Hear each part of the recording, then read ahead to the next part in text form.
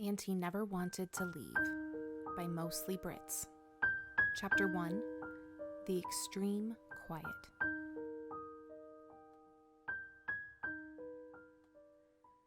The air in Troy is sterile. That's the only word for it. It's too new, too clean. In actuality, it's probably no different from Heights Alliance when they first moved in, but it's missing something. Hope, maybe, or the promise of tomorrows. The anticipation of memories waiting to be made. There is anticipation here as well, but it's of another kind entirely. It hangs heavier, sharper. A hospital full of bright needles and empty beds waiting to be filled. It's all cold concrete, and it echoes as they pad through the hall. Nothing soft or warm to dampen their feet or their pounding hearts. And it feels both too much and not enough, like their old dorm, like a cardboard cutout, like a disposable one-use version, which it essentially is, right? Because all it needs to do is get them through the night, because tomorrow everything's going to hell. And their footsteps are still echoing through the entryway, and the tension is so fucking palpable that I don't want this to be my final resting place, but it'll do. It's Sero that breaks the silence, with a grin that doesn't begin to reach his eyes. Sato and some of the other extras grumble about the appropriateness of the comment. Mina giggles, and it doesn't sound quite right. Kemi buzzes. Literally buzzes. It's a low hum, and Bakugou feels it more than he hears it. Tastes it even, like copper and ozone. Kirishima doesn't react at all. Unless tightening his jaw and grasping his box of belongings a bit tighter warrants the word. And perhaps it does, because Bakugou goes out of his way to bump shoulders with him, to look him in the eyes, to see those eyes soften at the attention paid to them. "I want a room next to you again," the redhead blurts out. Bakugou scoffs. "Why wouldn't you? We're using the same assignments, aren't we?" Kirishima shakes his head. "Some people are talking about mixing it up. They want to be close to their friends. I think Midoriya, Todoroki, and Ida are planning on getting rooms together." "Figures," Bakugou huffs, passing their classmates, filling up the elevators, and heading toward the stairs. "Those morons are always making things more complicated." Kirishima follows him. "I think it's nice, actually. Especially since..." He doesn't finish the sentence. He doesn't need to. "So, anyway," he continues, "if our regular rooms are taken, let me find one next to yours, yeah?" And then Kiri's looking up at him, and he's making that face. The stupidly earnest one that's both hopeful and pouting at the same time. Bakugou wonders, not for the first time, if the redhead knows the power he wields with that expression, but he doubts it. That's what makes it so powerful. "Please." "Whatever, it's not like it really matters where our rooms are anyway." The redhead deflates a bit at that, but when Bakugou holds open the door to the 4th floor for him, his smile returns. Their rooms are still empty, and they feel no less empty once they've claimed them and dropped off their things. Kirishima bites his lip as he looks down at the bed.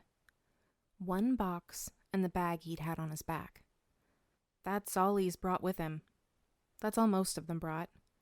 Just the bare necessities and a few personal items to make it feel like home. Bakugou hadn't even bothered with the box. Nothing is going to make this feel like anything but what it is. Still, he doesn't like Kirishima hesitating. "You gonna unpack or what?" he blurts. "You didn't." "I didn't bring anything worth unpacking." "Yeah, well," the other boy frowns. "I'm not sure I see the point anymore." Which wouldn't do. At all. Because it's one thing for Bakugou to be pessimistic. That's a given. But Kirishima losing his trademark optimism is like, well, something bad, okay? Because the boy actually deserves to be optimistic, damn it. Fine, Bakugou stomps out. And when Kiri doesn't immediately follow, he goes back, grabs the idiot's hand, and drags him to his room, where he promptly makes a show of taking each item out of his duffel and displaying it prominently along the top of his dresser. After plunking down his toothbrush with an unnecessary flourish, Bakugou spreads his arms. Fucking ta-da. Unpacked. Your turn. Bakugou, Kiri groans, covering his face with his hands, and Bakugou can already tell he's helped, because Kirishima only stretches out his words like that when he's pleased. Which makes Bakugou pleased. Which is why he ignores Kiri's protests and pulls him out the door and back into his own room. Your turn, he repeats. But it's silly. You like silly things. But you'll think it's silly. So what? You wear your hair up in those shitty spikes all the time and you don't see me complaining. Kiri blinks. But you do. Like, all the time. That's not the... You literally call me shitty hair. Whatever. Bad example.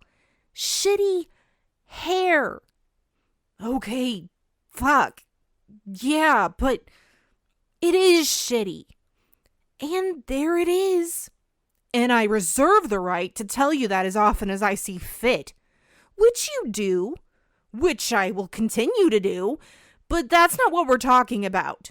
Decorating. We're talking about decorating.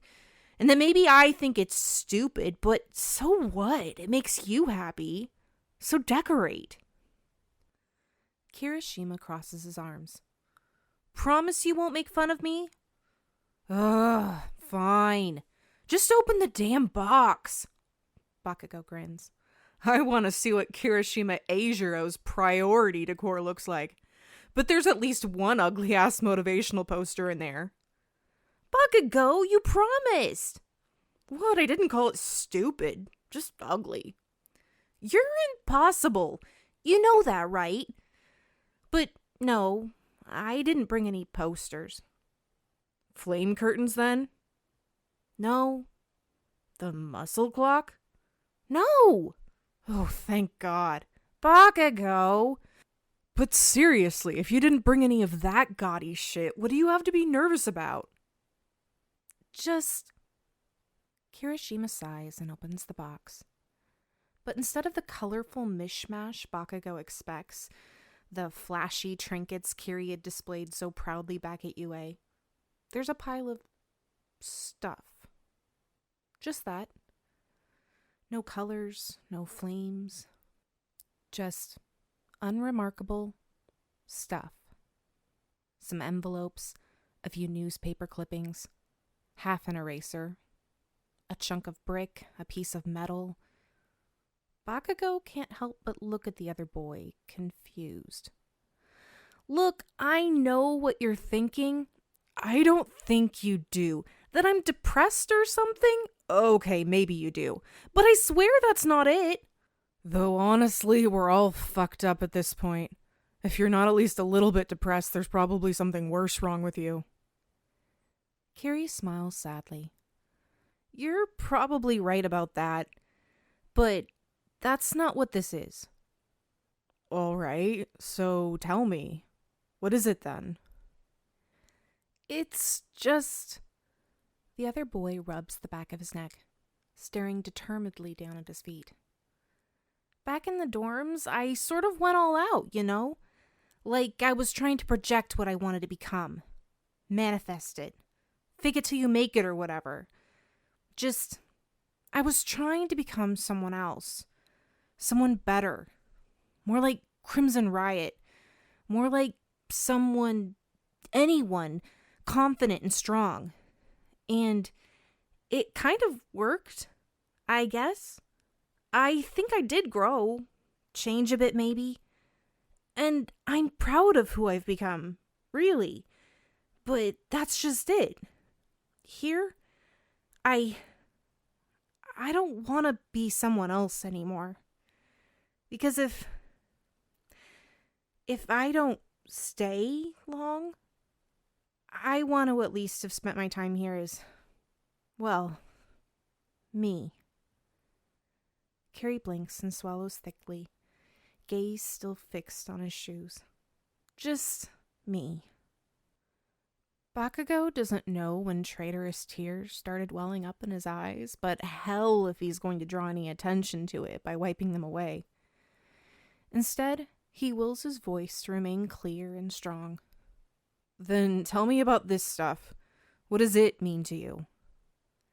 Well, Kiri says, grabbing the bent metal. This is from that guy with the blade quirk back when I debuted. It's the first time I really put Unbreakable to the test. I've got a couple newspaper articles about it too, and some about other things. USJ, the Shihasaki raid, stuff like that. He pulls the papers out and spreads them across the top of the dresser. Bakugou notices a couple are about their friends as well. There's even one about his own debut with Todoroki after completing his provisional license course. And these, Kirishima goes on, his voice brightening as he takes the envelopes from the box, are some of the letters I've got since then. One is from someone who was in the street that day with the blades. Another is from, well, it doesn't matter. They're just, it's cool, you know? Knowing you made enough of a difference that someone would take the time to write.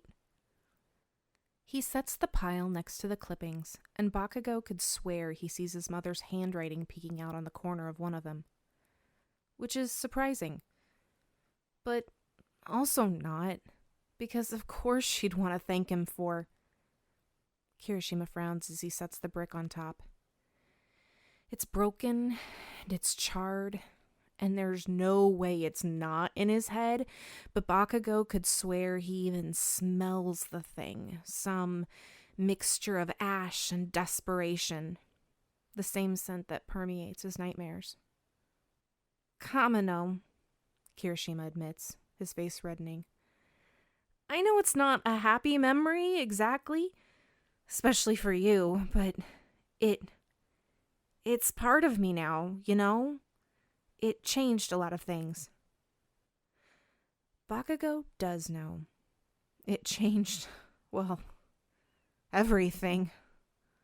All Might, Hero Society, society at large, the school, the stakes, his sleep or lack thereof, his perspective, his relationship with Izuku, his relationship with everyone, his view of hope, of its power, of the difference it can make in the midst of despair, of the forms it can take, of the explosions it can ignite at the sight of red flashing across a darkened sky. Bakugou? He realizes at once that he's gotten lost in himself again, that he's been staring, that the red he sees are eyes, and that they're locked on his, full of everything he never wanted. Until... Sorry, just... Kamino. Yeah. But... Yeah. I get it. Kirishima searches his expression for a moment more, before looking down at his dresser. That it, then? Oh, yeah, no. But mostly. Just some pictures. He fiddles with something in the bottom of the box, takes out a few picture frames and sets them on the desk. Puts his hands in his pockets. There are 3. Bakugou's seen them before, scattered across a corkboard in Kiri's room back at UA, along with dozens of others. The boy loves pictures with his friends after all. He has several with Mina, the 2 flashing bright smiles, Mina often with her tongue out, Kiri often putting his fingers up in makeshift horns to match his friend.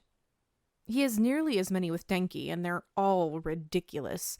The two idiots flexing or wrestling or posing or climbing on one another or whatever. Like, they couldn't just stand still and take a normal picture.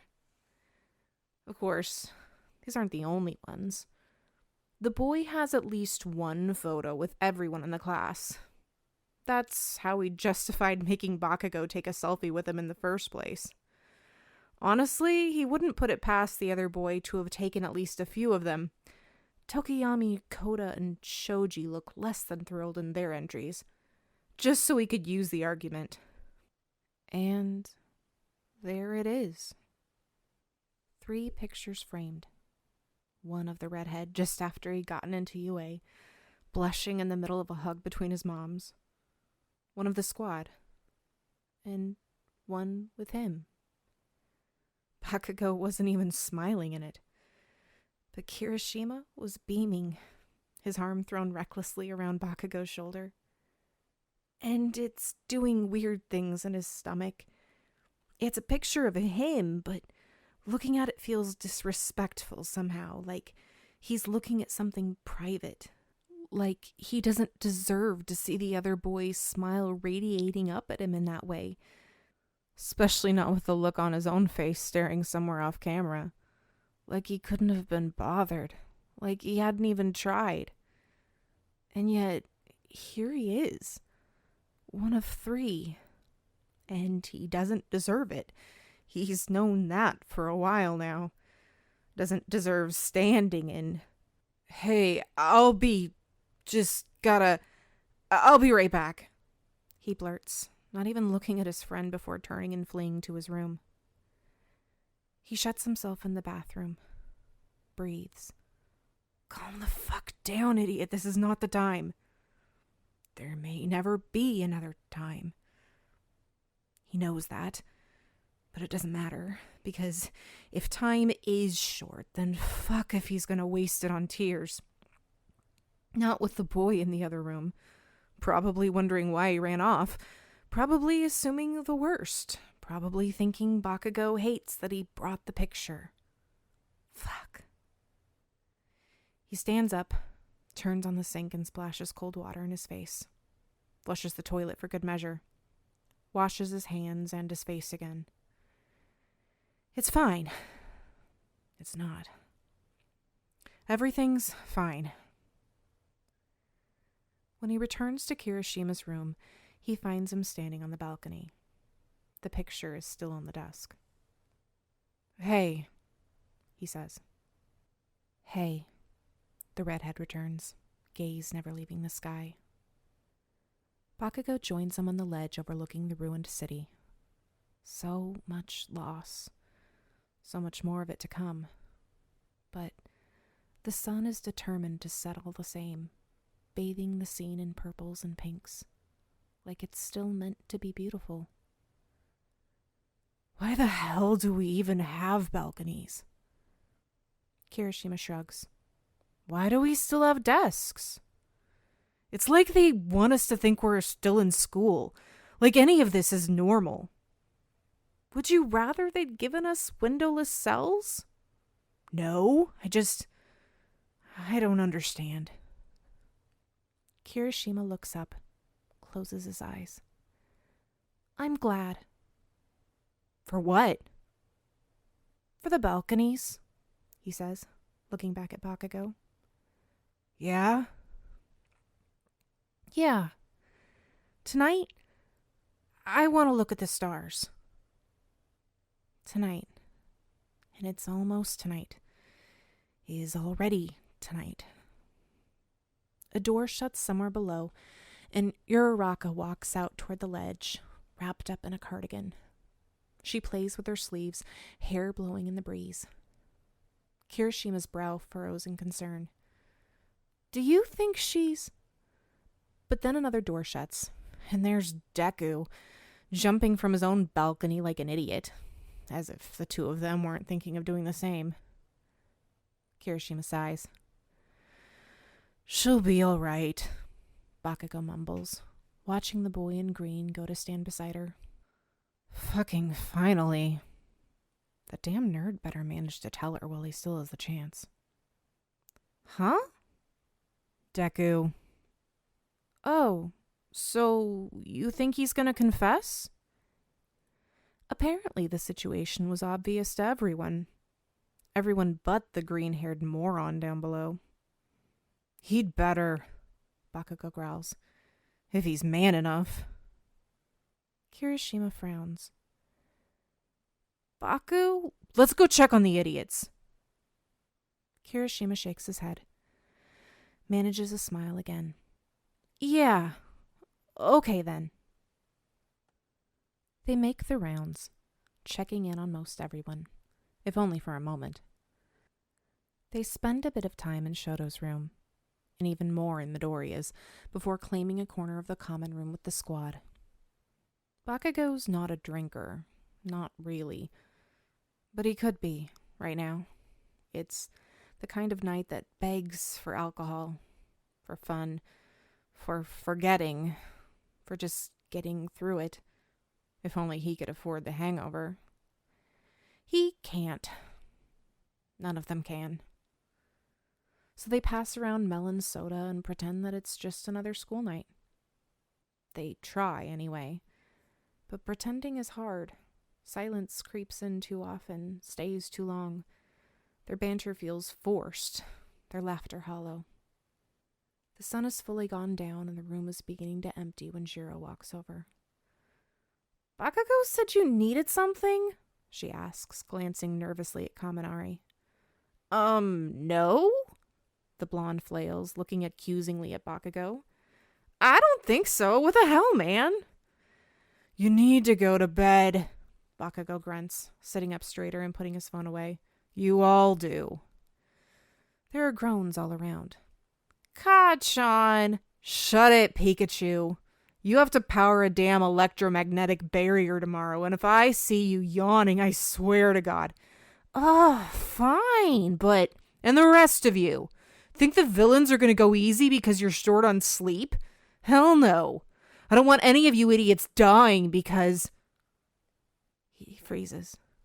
The words stopping, jamming, revolting, because he's done it. Messed up. Broken the unspoken rule. Said the word. Dying. He stares at his shoes, trying to stop the spiraling, trying to ignore the silence that has engulfed them once again. The silence he caused.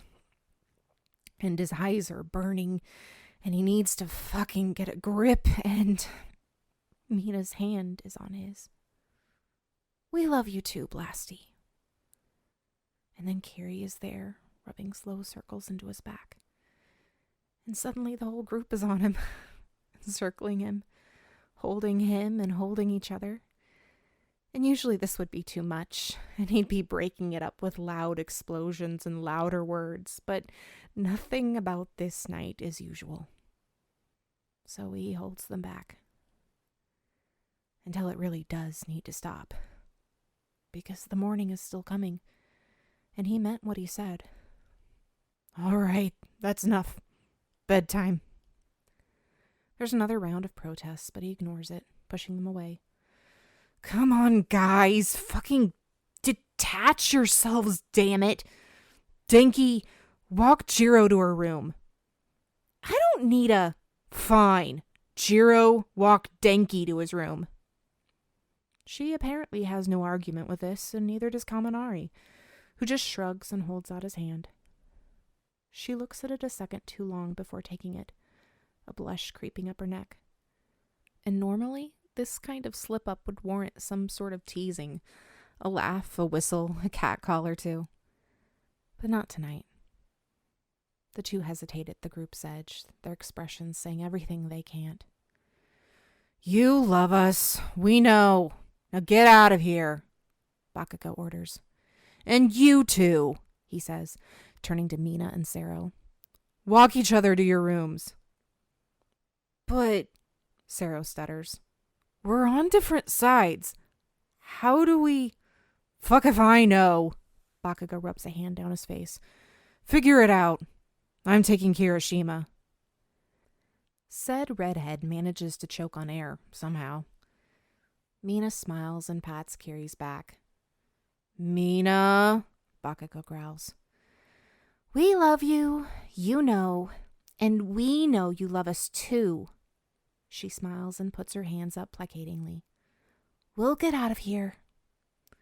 But how are we? Sero's still scratching his head. Oh, honey. Mina just takes his arm and leads him to the elevator. I'm sure we'll figure it out. Bakugou watches them go. Watches them join Denki and Jiro behind the elevator doors. Watches the door slide shut. And suddenly, it's just him and Kirishima. Just the two of them and the moment they've been dreading. Because time is up. Come on, Bakugou huffs, holding out his hand. Kirishima looks at it a second too long before taking it, a blush creeping up his neck. And normally Bakugou would ignore this kind of slip-up. And he still does. The wait for the elevator takes forever. It isn't nearly long enough. And their joined hands are stiff, uncertain, but neither of them mention it. The ride to the 4th floor is quiet. Another silence they don't know how to break. And their hands are getting sweaty. But neither of them mention it. The walk to their rooms is agony. It feels too much like credits rolling, like the last page in a book they never meant to finish. And their hands are gripping tighter. But neither of them mention it. They stand in front of Kiri's door. Bakugou doesn't want to see it open. He doesn't think he can watch it close. Bakugou? You should take a shower. What? You should take a... Why? What does it matter? You'll feel better. They're still staring at the door. You'll sleep better. Bakugou? Guess I should too. He drops the other's hand, turns to his door. No. What? No, Kirishima repeats, and he grabs Bakugou's arm, pulls him back so they're facing each other once again. You need to go to bed, Kiri. So do I. Not before we're done talking. There's nothing left to say. There's too much left to say. I'm trying to say goodnight. That's not a thing we do. This isn't any other night, Bakugou. I know you know that. Fine. Good night. He turns away, tries to break free from Kirishima's grip, but the other boy just pulls him back. Fuck, Kiri. What do you want from me? I'm trying to say goodbye, damn it. And if the raised voice and the swear word isn't enough to clue Bakugou in, the sight of his friend's face leaves no argument. Kirishima is upset, hurt, angry, devastated. Bakugou can't do it. Kirishima is a mirror now. Because if the other boy looks hard enough, he'll see the same thing in Bakugou's eyes. See it pour out of him. Because it is. Because both of them are.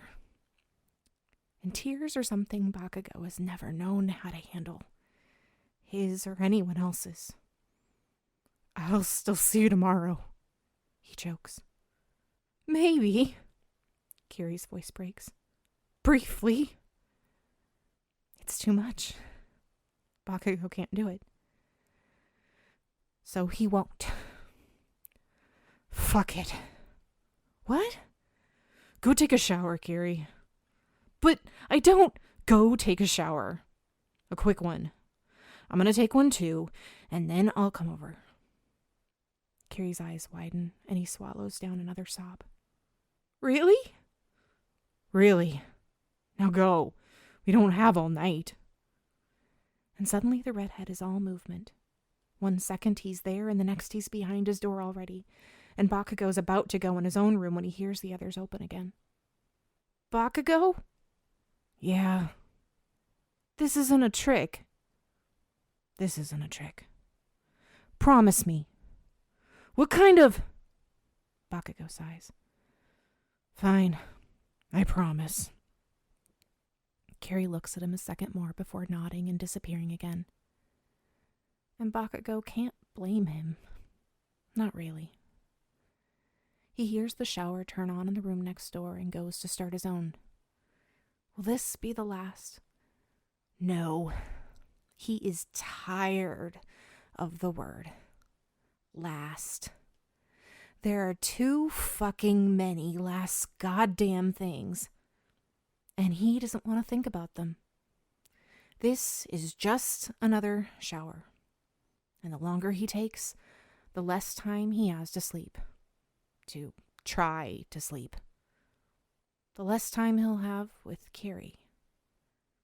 And that's all the motivation he needs.